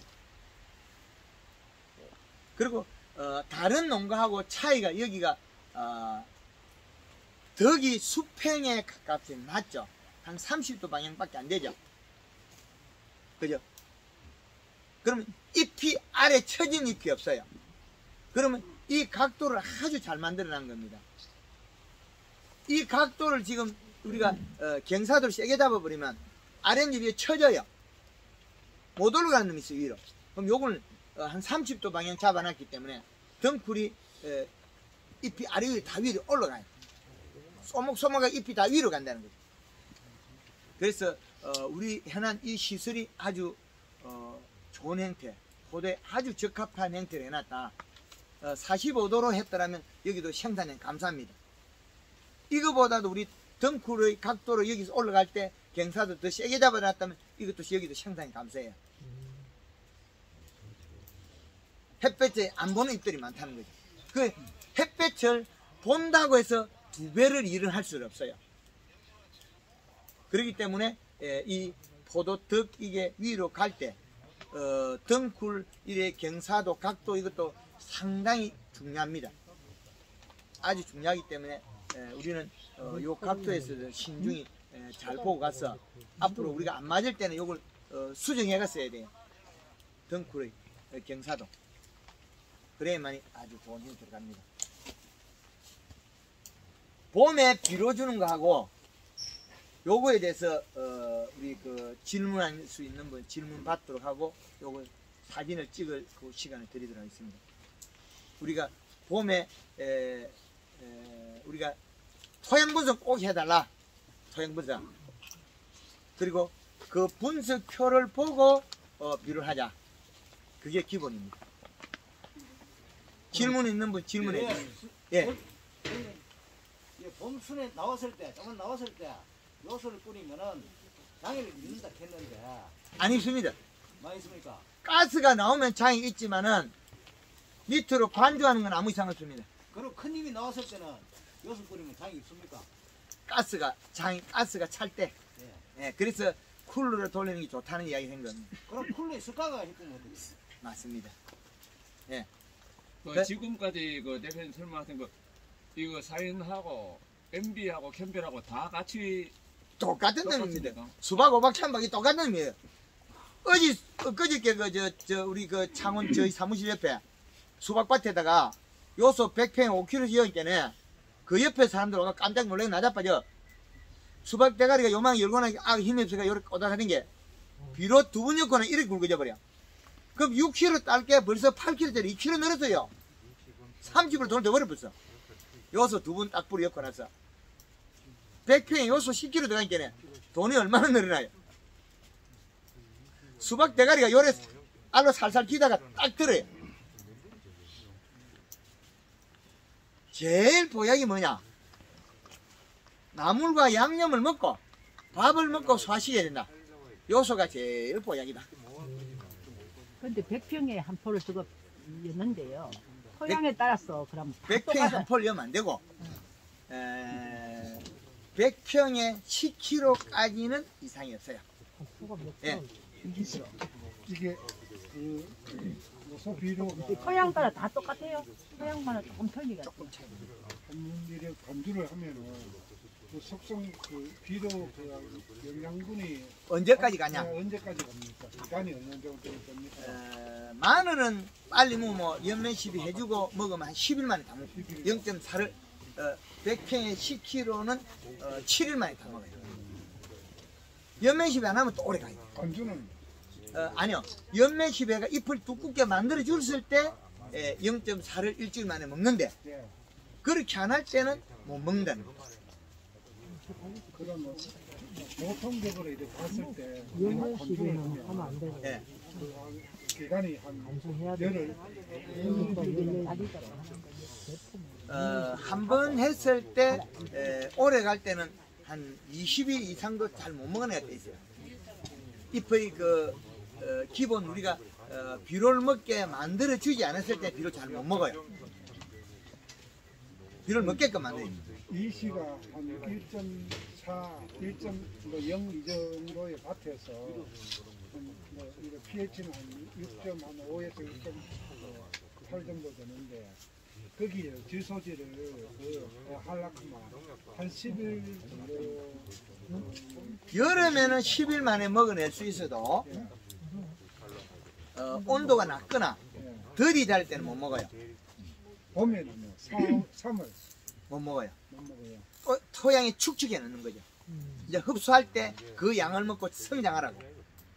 그렇죠. 그럼 우리는 왜 그러나 하면 현재까지는 봄에 3월 달이나 이렇게 4월 달에 아까 그 강사님 말씀하신 대로 뭐 영양제를 넣는다, 영양분을 넣는다 이런 식으로 하는데 뭐 비료 요소를 넣으면 이제 경제적인 쪽으로 봐서도 그게 많이 이득이 되거든요. 그런데 그게 영양분이 얼마만큼 가는지 그런 게 공식적으로 계산이 안 나오니까 측정기를 꽂아요. 측정기를 꽂아서 그 수치를 찾아가야죠. 예. 지금은 이 수치가 노지 같은 경우에는 이 비가림 정도 같은 경우는 이 시가 지금 한 2.5까지 가도 이상이 없습니다. 예. 그래서 이제 측정해서 기준값에서 준해야 되는데 봄에 이어놓으면 새순 출발할 때 통통하게 진하게 출발해야 가지가 굵게 가잖아요. 굵은 놈은 네 송이를 딸 수 있는데 그 굵은 가지는 계속 만들었다가 하면 지금 수확량의 2.5배가 아니고 3배까지 땄어요. 저는 제일 궁금한 게 소를 간주를 했을 때에 그 기간이 얼마나 정도 가느냐. 토지를 따라 다르기 때문에 달라요. 그리고 지금은 아직까지 어려서 안 먹는데 조금 크고 일조량이 좋을 때는 먹는 시간이 길잖아요. 비료값이 낮아질 때는 하루 종일 먹는 시간이 많아서 그래요. 잎에 농축되는 거. 그럼 겨울에는 이만큼 비료를 주잖아요. 근데 작게 먹기 때문에 짧은 시간에 많이 먹어야 되고 여름에는 연하게 해갖고 많이 먹어야 된다. 그래서 잎의 이게 살이 쪄 있으면 볼록볼록하다. 만져봤을 때. 그러고 또 한 가지 또 가리 성분이 들어가면 잎에 그 붉은색이 일어난다. 작년에 내가 그걸 이거 유심히 봤는데 그 8월, 7월 한 20일 좀 되니까 잎에 붉은색이 나면서 잎이 좀 진한 초록색이 아니고 약간 연한색으로 바뀌거든요. 그게 이제 온도에 비례하고 여름에 이제 색이 붉어지고 심줄이 빨개지는 거는 이제 많이 먹어야 될 시점에 많이 먹자고 가져온 비료가 가리가 많은 거예요. 가리가 많으니까 이제는 잎이 일을 못해. 잎이 이제 얇아져서 일을 못하는 거예요. 이때는 옆면 시비에 골드그린이나 골드칼라 설탕하고 요소가 들어가도 됩니다. 이제 이해되죠? 요럴 때 들어가야 되는 거지. 시도 때도 없이 요소를 집어연다. 그건 아니고. 그죠? 예, 과거에 예, 지금 선생님 교육받고 말씀에서 있거든요. 갖고 내가 뭐 복숭아하고 식음료가 내가 22년도는 아닌데 20년도, 21년도는 내가 다 했거든요. 해갖고 배운 게 폐유하고 식음료 좀 트리오 하고 폐유 식음료하고 해가지고 또 포도에도 치고 복숭아에도 치고 했는데 바퀴벌레는 없어졌어요. 예, 그래서 황금알 농법에 나오는 프로그램은 실정에서 이루어 왔더라도 내 농장 환경에 따라 조금 편차도 있습니다. 예, 그런 거 있는데 그렇기나 말기나 그나마 우리나라에서 농법 중에 참 괜찮은 농법일 거예요.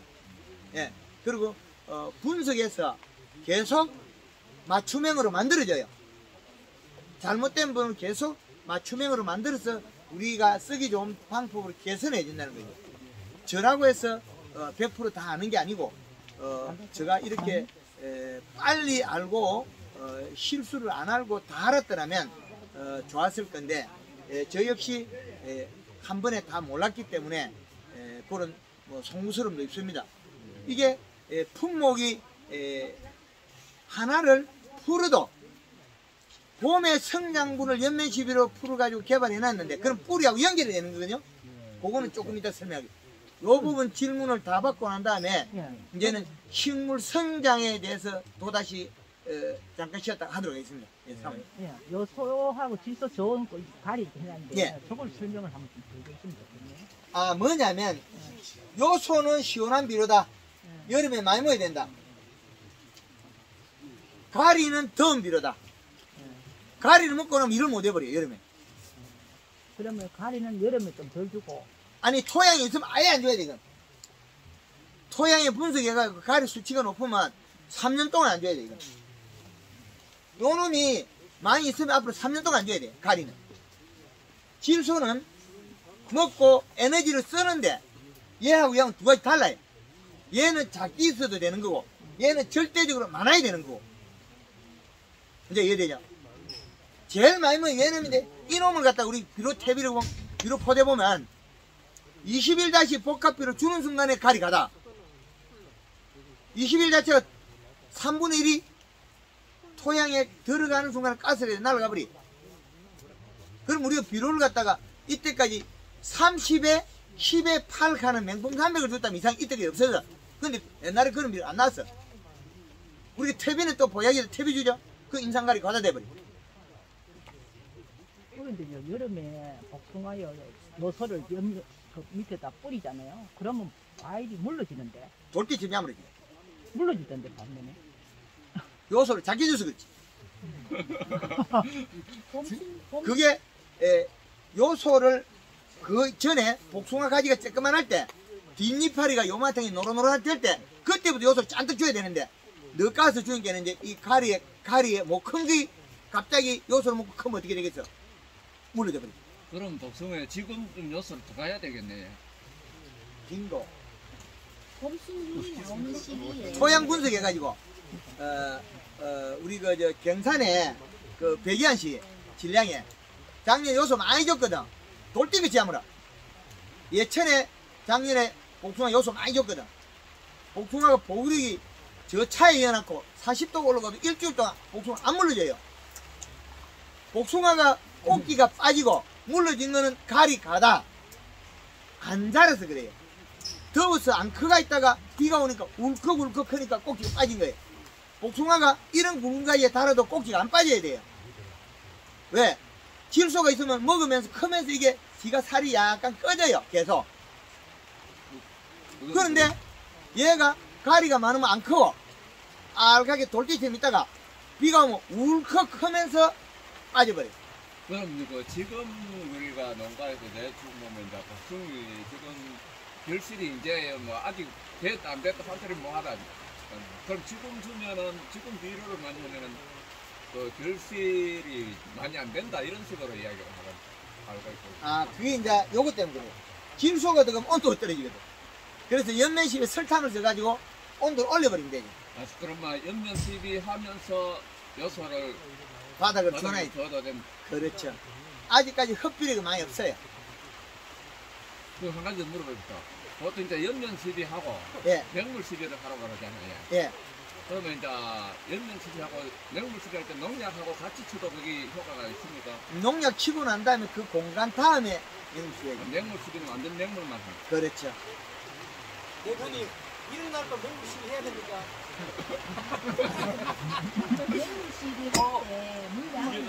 질문 있습니다. 저거는 이제 1년생인데 똥 여대를 하면 됩니까? 예, 유목도 예. 토양 분석해가지고. 분석해가지고 그 예. 일시 찍는 거 그거 찍어가지고 나오는 대로 아니지. 그걸 파다가 기술센터 갖춰야 돼요. 갖다 주고 예. 뭐 일시는 저 측정기가 되고 측정기가 돼야 돼요. 이런 게 그냥 뒷문만 있고. 잎이 좀 노란기가 나는 이 요소가 모자란다는 얘기입니까? 맞습니다. 잎이 노랗다는 거는 질소가 부족하다. 예, 맹물 시비할 때 그 일이 조금 이런 식으로 수습이 안 돼 있거든요. 예. 그런다고 견무기라고 치면 그것도 그게 효과가 나옵니까? 효과는 나오는데 너무 힘들다.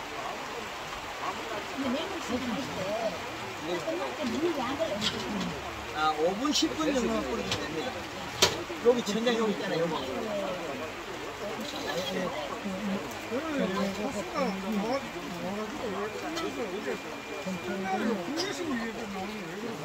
뭐가 뒤집는 건 한다고요? 호수가 예. 맨 끝에 와가지고 두 개로 이렇게 갈라지는 그런 게 좀 많이 나와요. 아, 그거는 뭐 큰 관계 없잖아요. 그거는 꽂는 분화 때 일어난 일이고, 꽂는 분화 때 힘이 강해가지고 그 늘어난 거고. 힘이 강해서 그러니까 아마 다른 위로 강했던데. 그게 작년에 마지막에 영양이 과해서 그렇습니다. 요거는 영양이 작으면 요 기부에서 눈이 안 나와요.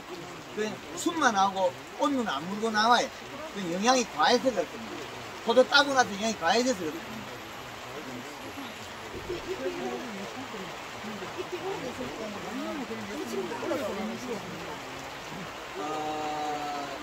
연면 시비는 약대로 하는 게 제일 좋아요. 네, 약대로 제일 좋아요. 송이를 잘 안 물고 나오는 건 왜 그렇죠? 예? 송이를 잘 안 물고 나오는 거. 그거는 작년도에 영양이 부족해서 그래요. 그 말은 봄순에서 연면 시비 잘해가지고 먹어야 되는데 먹을 때 토양 속에서 위로가 없어서 그래요. 위로가 있어가지고 잎이 색이 진하고 두터워야 되는데 얇아가지고 일어나요. 그러면 작년에 포도가 좀 알이 달고 멍텅거렸다는 거죠. 그래. 강선 수고 많으십니다. 맹물 시비는 언제부터 언제까지 며칠날 한 번씩 해주는 것입니까? 그건 맹물 시비는 이제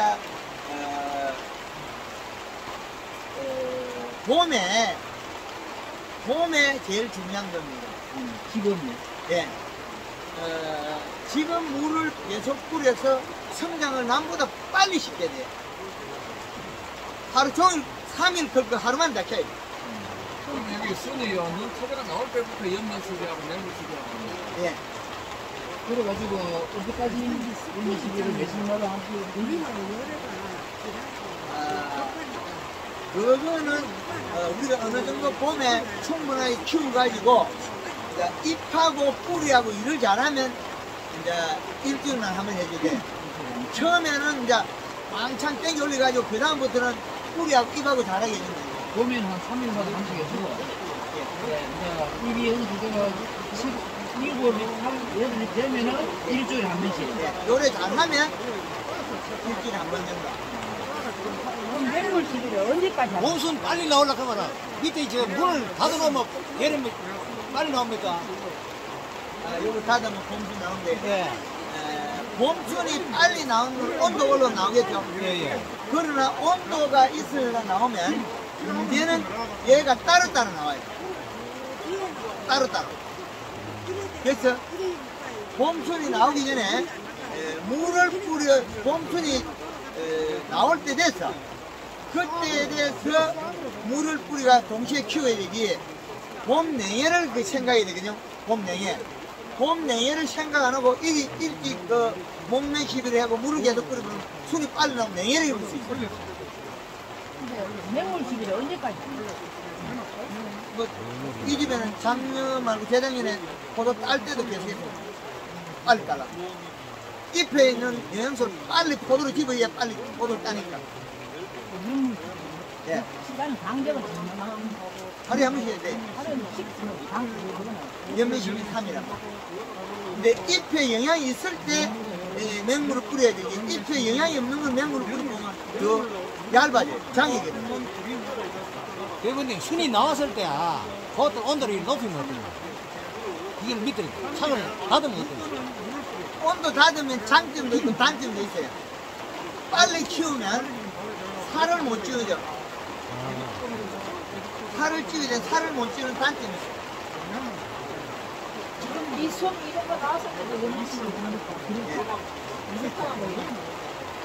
하여튼 지금 오전에 요걸 먼저 하고 빗소리가 좀 줄어들고 하면 다시